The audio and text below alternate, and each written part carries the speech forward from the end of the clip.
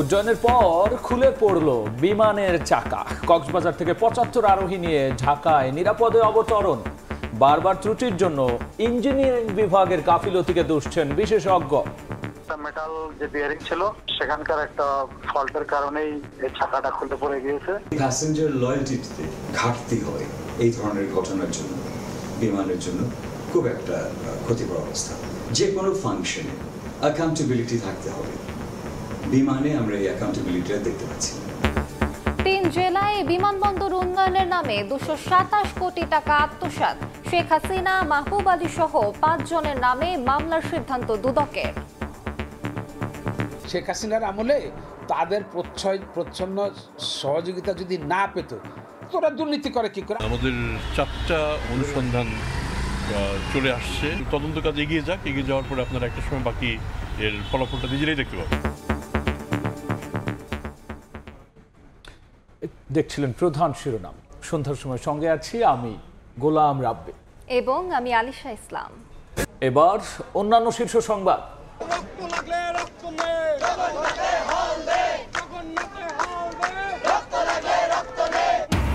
4 দফা আদায়ে এবার গণ অনশনে জগন্নাথ বিশ্ববিদ্যালয়ের শিক্ষক শিক্ষার্থীরা। দাবি না মানা পর্যন্ত রাজপথ না ছাড়ার ঘোষণা। ক্যাম্পাসে চলবে না কোনো কার্যক্রম।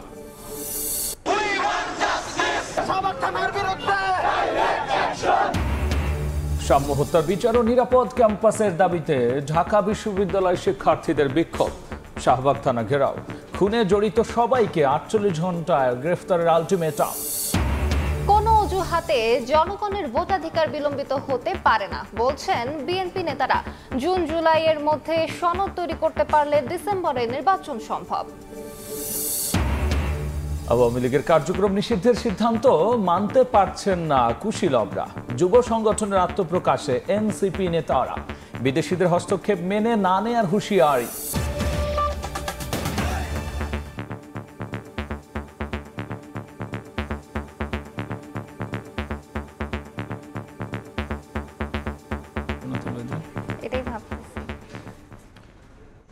উড্ডয়নের পর খুলে পড়ল উড়োজাহাজের চাকা। কক্সবাজার বিমানবন্দর থেকে উড্ডয়নের সময় ঢাকাগামী বাংলাদেশ বিমানের একটি ফ্লাইটের চাকা খুলে পড়েছে। তবে পাইলটের বিচক্ষণতায় ৭৫ আরোহীর বিমানটি হযরত শাহজালাল আন্তর্জাতিক বিমানবন্দরে নিরাপদে অবতরণ করে। এই ঘটনায় তদন্ত কমিটি গঠন করে দোষীদের বিরুদ্ধে ব্যবস্থা নেওয়া হবে বলে জানিয়েছে কক্সবাজার বিমানবন্দর কর্তৃপক্ষ।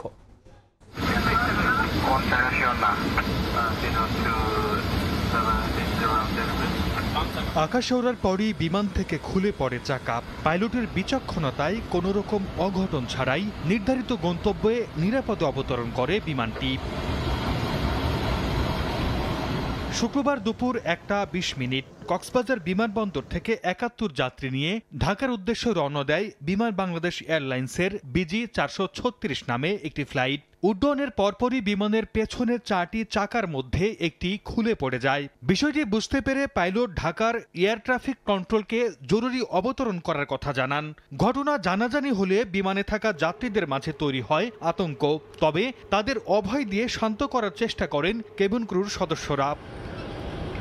পাইলটের পক্ষ থেকে জরুরি অবতরণের বিষয়টি জানার পর বাড়তি সতর্কতায় সাময়িক সময়ের জন্য রানওয়ের কার্যক্রম বন্ধ রাখে হযরত শাহজালাল আন্তর্জাতিক বিমানবন্দর কর্তৃপক্ষ। তৈরি রাখা হয় ফায়ার সার্ভিসের একাধিক টিম।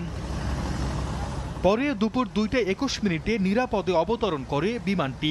দীর্ঘ 1 ঘন্টার উৎকণ্ঠা কাটিয়ে নিরাপদে নামতে পেরে যাত্রীদের চোখে মুখে ছিল স্বস্তির ছাপ। এই ঘটনায় তদন্ত কমিটি গঠন করে দোষীদের বিরুদ্ধে ব্যবস্থা নেওয়া হবে বলে জানিয়েছে বিমানবন্দর কর্তৃপক্ষ। ইনভেস্টিগেশন টিম গঠন হয়েছে, তারা ইনভেস্টিগেট করছে। তাছাড়াও আমাদের ইঞ্জিনিয়াররা এয়ারক্রাফটটা হ্যাঙ্গারে নিয়ে গিয়ে এটা পরীক্ষা নিরীক্ষা করছে। মানে এটা একটা মেটাল যে বিয়ারিং ছিল সেখানকার একটা ফল্টের কারণেই এই চাকাটা খুলে পড়ে গিয়েছে। বাংলাদেশ এয়ারলাইন্সের BG 436 নামে এই ফ্লাইটটিতে 71 জন যাত্রী ছাড়াও 2 জন পাইলট ও 2 জন কেবিন ক্রু ছিলেন। সর্দার মোহাম্মদ আরিফ, সময় সংবাদ। একের পর এক কারিগরি সমস্যায় পড়ছে বাংলাদেশ এয়ারলাইন্স। ভোগান্তিতে পড়ছেন যাত্রীরা, বাড়ছে আস্থার সংকটও। বিশেষজ্ঞরা বলছেন, বিমানের ইঞ্জিনিয়ারিং বিভাগের উদাসীনতা এবং গাফিলতির কারণে প্রায়ই দেখা দিচ্ছে সমস্যা। বছরের পর বছর শাস্তি হচ্ছে না জড়িতদের, ফলে কারিগরি ত্রুটির পুনরাবৃত্তিও থামছে না। কাজল আব্দুল্লাহ রিপোর্ট। আছে আস্থার সংকট, সমালোচনাও নিত্যসঙ্গী। জাতীয় পতাকাবাহী সংস্থা বিমান বাংলাদেশ এয়ারলাইন্সের সমস্যারও শেষ নেই। কখনো রানওয়েতে দরজা খুলে যায়, কখনো ইঞ্জিনের প্রেসার কমে ডানা মেলতে পারে না, আবার কখনো উইন্ডশিল্ডে ফাটল ধরা পড়ে কিংবা আকাশে চাকা খুলে পড়ার ঘটনা ঘটে। বছর জুড়েই নানা কারিগরি সমস্যায় জর্জর বিমান। উড়োজাহাজ প্রকৌশল বিভাগের তথ্য, ফ্লাইট পরিচালনার আগে বাধ্যবাধকতা রয়েছে প্রতিটি বিমানের অভ্যন্তরীণ ও বাহ্যিক যান্ত্রিক সহ অন্যান্য কারিগরি পরীক্ষা নিরীক্ষার। যে কোনো ত্রুটি মেরামতের পাশাপাশি বিভিন্ন মেয়াদে করতে হয় সর্বোচ্চ পরীক্ষা। কিন্তু স্পর্শকাতর ব্যবসায়িক খাত পরিচালনায় থেকেও বাংলাদেশ বিমানের ইঞ্জিনিয়ারিং বিভাগের নন টেকনিক্যাল আচরণে অবাক সংশ্লিষ্টরা। এখানে অনেকগুলো কারণ থাকতে পারে, অথবা নতুন রিপ্লেস করা হয়েছে, টাইট গুলো ঠিক মতন হয়নি, অথবা চেঞ্জ করার সময় যে সেফটি ওয়ারিং গুলো হয় সেটা ঠিক মতো লাগায় নেই। যেটা হয়ে থাকুক না কেন, এটা মেকানিক্যাল ফেলিউর, হিউম্যান এরর বলা যাবে না, হিউম্যান ফল্ট, একটা উদাসীনতার ব্যাপার। বিমানের অপেশাদার কর্মকাণ্ডের উদ্দেশ্য নিয়ে প্রশ্ন তুলছেন সংস্থাটির সাবেক কর্তারা। বলছেন, রক্ষণাবেক্ষণ কর্মীদের আনতে হবে শাস্তির আওতায়। হিউম্যান এররটাকে ইনভেস্টিগেট করতে হয় যেন আরেকবার না হয়। এখানটাতে ভীষণ ডিলিজেন্টলি এটাকে ইনভেস্টিগেট করতে হবে। মেইনটেনেন্সের জন্য হয়ে থাকে, তাহলে যারা এটার জন্য রেসপন্সিবল তাদেরকে অ্যাকাউন্টেবল রাখতে হবে। বিশ্ব এভিয়েশন খাতে অর্ধশত বছর পার করছে বাংলাদেশ বিমান। এ খাতে ব্যবসায়িক পরিবেশ নিশ্চিত করে এগিয়ে যাওয়ার পরামর্শ অংশীজনদের। কাজল আব্দুল্লাহ, সময় সংবাদ, ঢাকা। যশোর, রাজশাহী ও নীলফামারীতে বিমানবন্দর উন্নয়নের নামে 227 কোটি টাকা আত্মসাতের প্রমাণ পেয়েছে দুদক। এই ঘটনায় সাবেক প্রধানমন্ত্রী শেখ হাসিনা, সাবেক বিমানমন্ত্রী মাহবুব আলী সহ 5 জনকে আসামি করে আগামী সপ্তাহে মামলা করবে সংস্থাটি।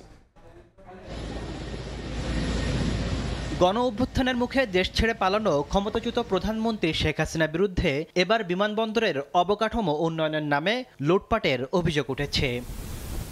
দুদকের অনুসন্ধানে উঠে এসেছে 2022 সালে যশোর, সৈয়দপুর ও রাজশাহীর বিমানবন্দরের রানওয়ে উন্নয়ন প্রকল্পের জন্য 545 কোটি 79 লাখ টাকার দরপত্র অনুমোদন করা হয়। কিন্তু খোঁড়া অজুহাতে দরপত্র বাতিল করে দ্বিতীয় দফায় 2023 সালে শেখ হাসিনার নেতৃত্বে সরকারি ক্রয় সংক্রান্ত মন্ত্রিসভা কমিটি 772 কোটি 74 লাখ টাকার অনুমোদন দেয়। দুদকের দাবি, লুটপাট করতেই আগের দরপত্রের কার্যাদেশের ভিত্তিতে কাজ না করে নতুন শিডিউলে প্রায় 227 কোটি টাকার বেশি মূল্য নির্ধারণ করে দরপত্রের অনুমোদন করানো হয়।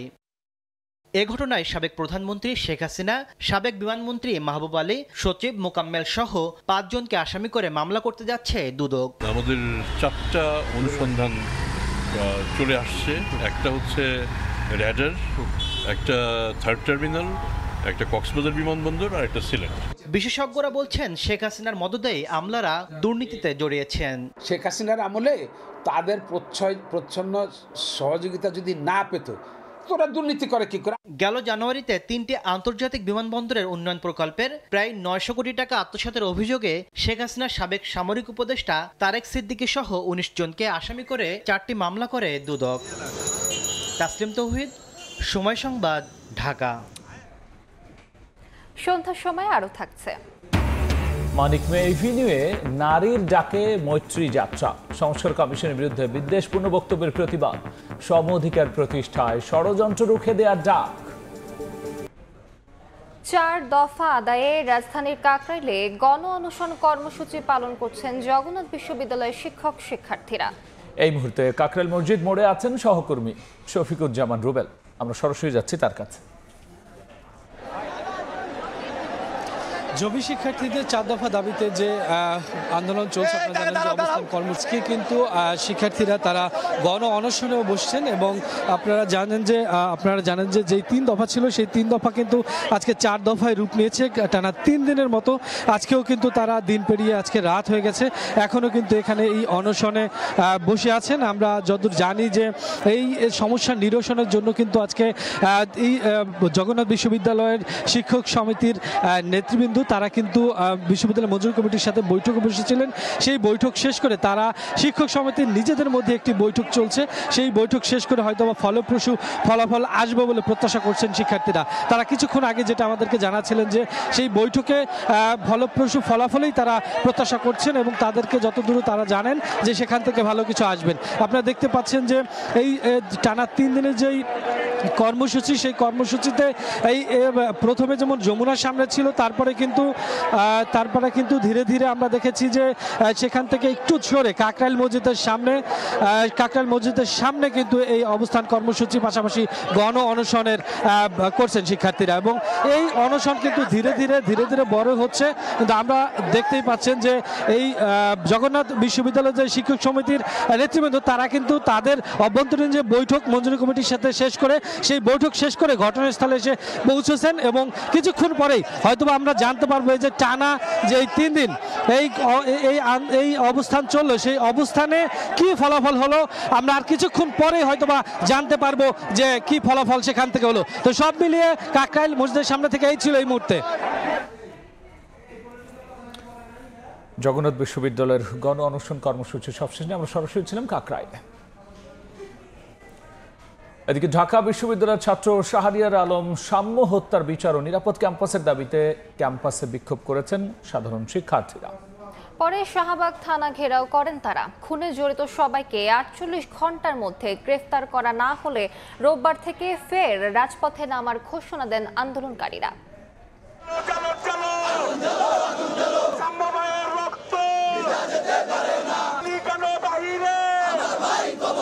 কয়েকদিন ধরে স্লোগানে উত্তাল ঢাকা বিশ্ববিদ্যালয় ক্যাম্পাস। শিক্ষার্থীদের দাবি একটাই, সহপাঠী শাহরিয়ার আলম সাম্য হত্যার সুষ্ঠু বিচার।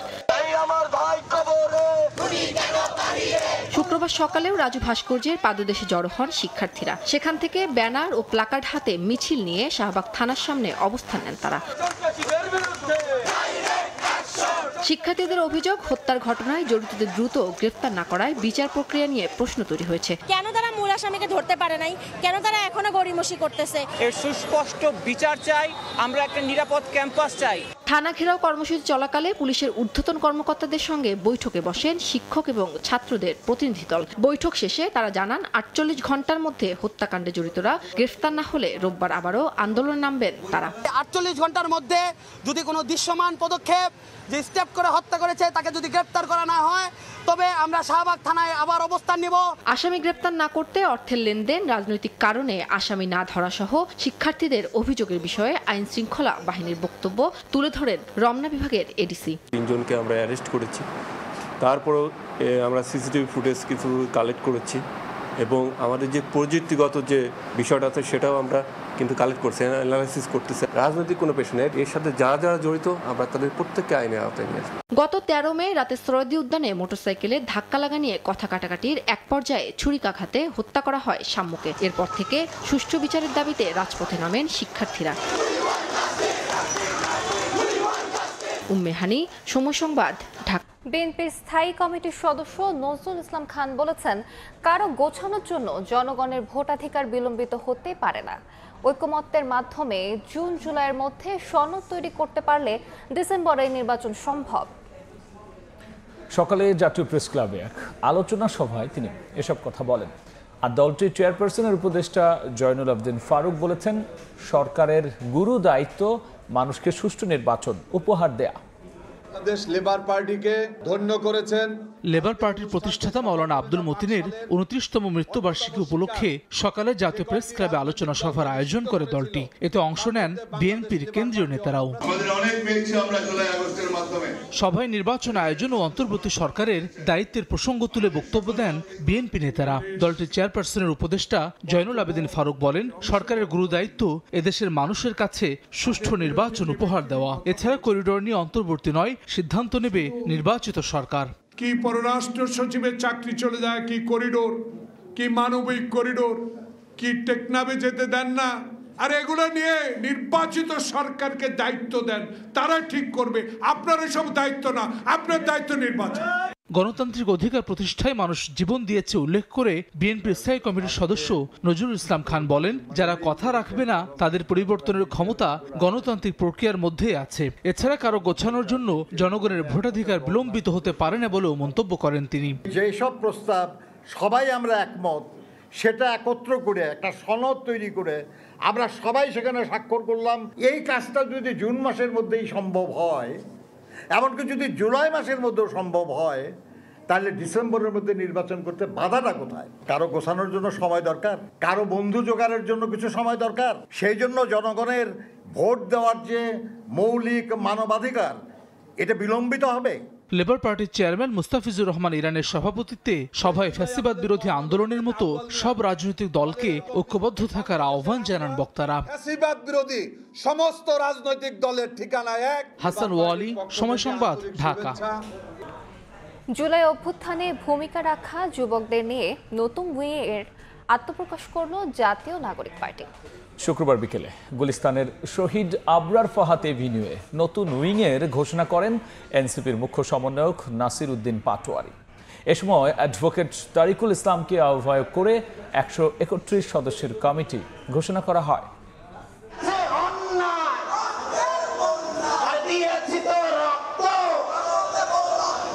দলীয় আধিপত্য বিস্তার, সহিংসতা ও চাঁদাবাজির বাইরে গিয়ে ভিন্নধর্মী যুব সংগঠন তৈরির লক্ষ্যে আত্মপ্রকাশ ঘটল জাতীয় নাগরিক পার্টির যুব সংগঠন জাতীয় যুব শক্তির। শুক্রবার দুপুর থেকেই রাজধানীর 23 শহীদ আবরার ফাহাদ এভিনিউয়ে দেশের বিভিন্ন জায়গা থেকে আসতে শুরু করেন দলটির নেতাকর্মীরা। নতুন বাংলাদেশ গড়ার প্রত্যাশা সবার কণ্ঠে। বাংলাদেশের যুবকরা আরো দ্রুত গতিতে রাজনীতিতে সম্পৃক্ত হয়ে এদেশের দীর্ঘ সময় ধরে পৌঁছে করা রাজনীতির পরিবর্তন আনবে ইনশাআল্লাহ। এদেশের প্রতিটি রাজনৈতিক দল প্রত্যেকটি স্টেক হোল্ডার সকল শ্রেণী পেশার মানুষের সাথে আলোচনা করে সিদ্ধান্ত নিতে হবে। এরপরই এনসিপির নতুন যুব সংগঠনের আহ্বায়ক কমিটি ঘোষণা করেন দলের মুখ্য সমন্বয়ক নাসির উদ্দিন পাটোয়ারি। তিনি বলেন, জরাজীর্ণ যুব সংগঠন থেকে বের হয়ে নতুন ধরনের যুব সংগঠন হবে জাতীয় যুব শক্তি। প্রাণ বায়ু যতক্ষণ শরীরে আছে, বাংলাদেশ রাষ্ট্রের যদি অস্তিত্ব থাকে, জীবনের উপর দিয়েও তারা আগামীর বাংলাদেশকে রক্ষা করে যাবে ইনশাআল্লাহ। দায়িত্ব পেয়ে যুবশক্তির ঘোষণাপত্র পাঠ করেন আহ্বায়ক অ্যাডভোকেট তারিকুল ইসলাম। বলেন, নাগরিক মর্যাদা শুধু কাগজে কলমে থাকবে না, বাস্তবায়িত হবে নাগরিক জীবনেও। আমরা চাই গণতন্ত্র ও সুশাসনের এমন কাঠামো যা কেবল ভোটে সীমাবদ্ধ থাকবে না, বরং প্রতিটি সিদ্ধান্ত, আইন ও নীতি জনগণের অংশগ্রহণ থাকবে। অনুষ্ঠানে সবশেষে বক্তব্য রাখেন এনসিপির সদস্য সচিব আক্তার হোসেন। তিনি বলেন, বাংলাদেশের সিদ্ধান্ত নেবে দেশের মানুষ। দেশের রাজনীতিতে কোনো বিদেশি প্রভু হস্তক্ষেপ করতে পারবে না। মানবিক করিডোরের প্রয়োজন আছে কিনা, সেই করিডোরের নিয়ন্ত্রণ কাদের কাছে থাকবে, সেই করিডোর দিয়ে কি পারাপার হবে, প্রত্যেকটা বিষয়ে রাজনৈতিক দলগুলোর সঙ্গে আলাপ আলোচনা করে তারপরে সিদ্ধান্ত গ্রহণ করতে হবে। জাতীয় যুব শক্তির আত্মপ্রকাশ অনুষ্ঠানে চীনা দূতাবাস এবং জামাতে ইসলামী সহ বিভিন্ন রাজনৈতিক দলের প্রতিনিধিরাও উপস্থিত ছিলেন। মনির হোসাইন, সময় সংবাদ, ঢাকা। নারী সংস্কার কমিশনের সুপারিশ নিয়ে কুসংস্কার সৃষ্টিকারীদের বিরুদ্ধে ব্যবস্থা নেওয়ার জোর দাবি জানিয়েছেন বিভিন্ন নারী সংগঠনের কর্মীরা। বিকেলে মানিক ভিয়া এভিনিউয়ে নারীর ডাকে মৈত্রী যাত্রা কর্মসূচির আয়োজন করা হয়। এ লাঠি প্রতীকী হলেও তা নারীর শক্তির জানান দিচ্ছে। শুক্রবার বিকেলে রাজধানীর মানিক মিয়া এভিনিউতে সমতার দাবিতে নারীর ডাকে মৈত্রী যাত্রার ব্যানারে করা হয় এ আয়োজন। সেখানে পাহাড় থেকে সমতল সব শ্রেণী পেশার মানুষ কাঁধে কাঁধ মিলিয়ে অংশ নেন। নাচ, গান আর কবিতার ভাষায় ন্যায্য অধিকারের কথা স্মরণ করিয়ে দেন অংশগ্রহণকারীদের। স্লোগানেও ছিল নানা প্রতিবাদী সুর।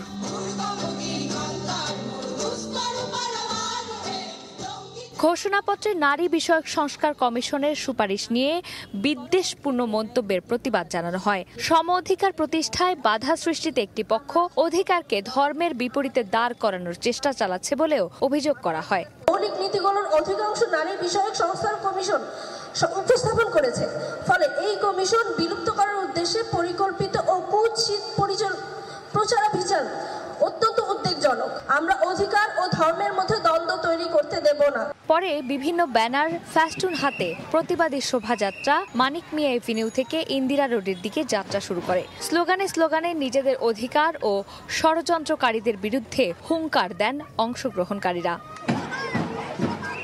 পরে মিছিলটি ইন্দিরা রোড ঘুরে আবার মানিক মিয়া এভিনিউতে গিয়ে শেষ হয়। চন্দ্রিমা চৌধুরী, সময় সংবাদ, ঢাকা। ভারত পাকিস্তান যুদ্ধবিরতির মেয়াদ রোববার পর্যন্ত বাড়ানো হয়েছে। শান্তি প্রতিষ্ঠায় নয়াদিল্লির সঙ্গে আলোচনার প্রস্তাব দিয়েছেন শাহবাজ শরীফ। পাকিস্তানের প্রধানমন্ত্রীর আলোচনার প্রস্তাবে ভারতের পররাষ্ট্রমন্ত্রী এস জয়শঙ্কর বলেছেন, ইসলামাবাদের সঙ্গে সন্ত্রাসবাদ ব্যতীত অন্য কোনো বিষয়ে আলোচনা হবে না। পাকিস্তানের সঙ্গে সিন্ধু পানি চুক্তি স্থগিতই থাকবে বলেও জানান তিনি। বলেন, ইসলামাবাদ সীমান্ত সন্ত্রাসবাদে মদদ দেওয়ার বন্ধ না করা পর্যন্ত এ অবস্থার পরিবর্তন হবে না।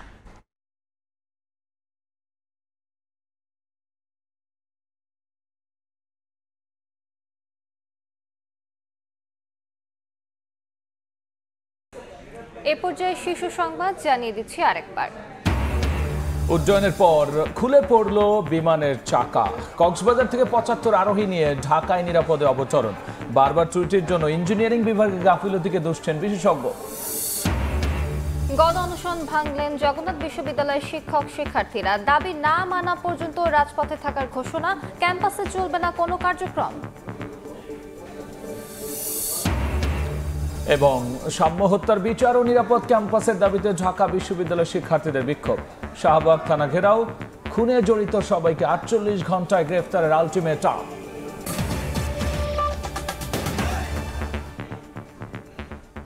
এই ছিল সন্ধ্যার সময়। সঙ্গী থাকুন সময়।